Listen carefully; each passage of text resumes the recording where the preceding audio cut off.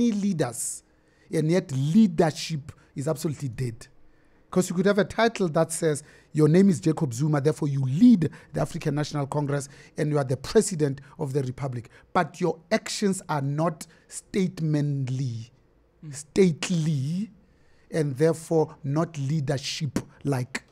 It's like knowing that I'm a member of the elite, but I don't have to be elitist in the way I show up, in my actions, and in what I say.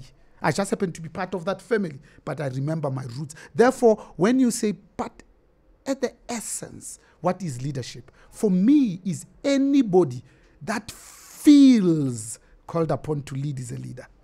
So you don't need a title. Some of the greatest leaders are drivers where they work, but they're community leaders.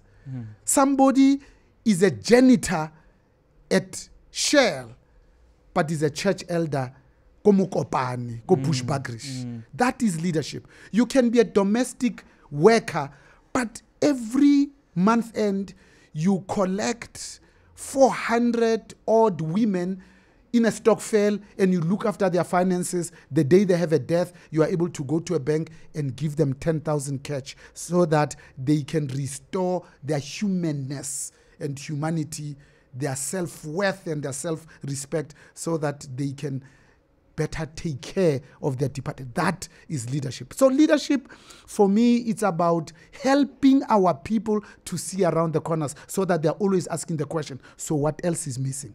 For me, leaders talk straight. They extend the trust. They don't expect it. They palette, highlight, and celebrate others. They find it much easier to be genuinely obsessed with the development of others. They are not self, but they're other-centered. Anybody that has been in love can relate to this. Right. Because when you are in love, it's not about you. You are thinking about how can ke ainele mehempe so that mutsetse wating o khaule tsintsima phio. You are thinking about how can I give joy? How can I serve? That's being in love.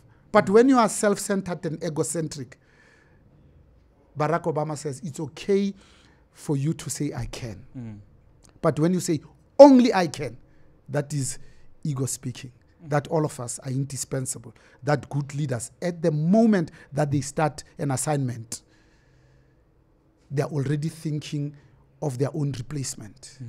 That to me, component of what you spoke about when you defined the three critical aspects of leadership: integrity. That's the one that's less sexy.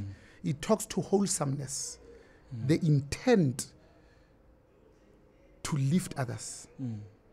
What have we seen in the last 9 years? The Minister of Finance, Tito Mboweni, talks about the wasted 9 years. Let me try and quantify what he means. So the size of our economy, GDP, I'm talking about, is 4.9 trillion rands. In the last 4 years of Zuma's administration, through state capture, what it has cost us is 1.5 trillion.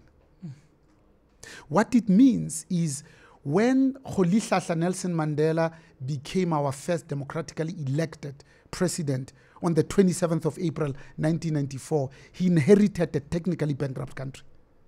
And in 5 years, quadrupled the size of this economy. He handed over seamlessly to Thabo Mbeki, who gave us 43 consecutive quarters of positive GDP growth.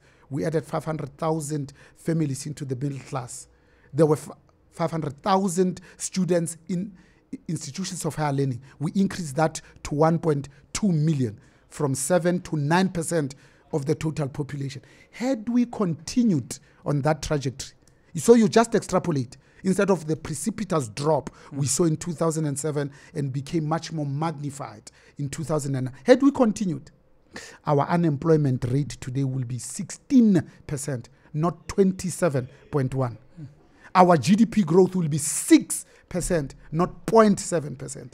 Would have banked 1 trillion South African rands, which is almost what it takes us the whole year to collect as tax revenue from companies and individuals. Imagine how many pit latrine toilets would have eliminated in the rural areas. Imagine how many RDP houses would have built. Imagine how many hospitals. Imagine how many students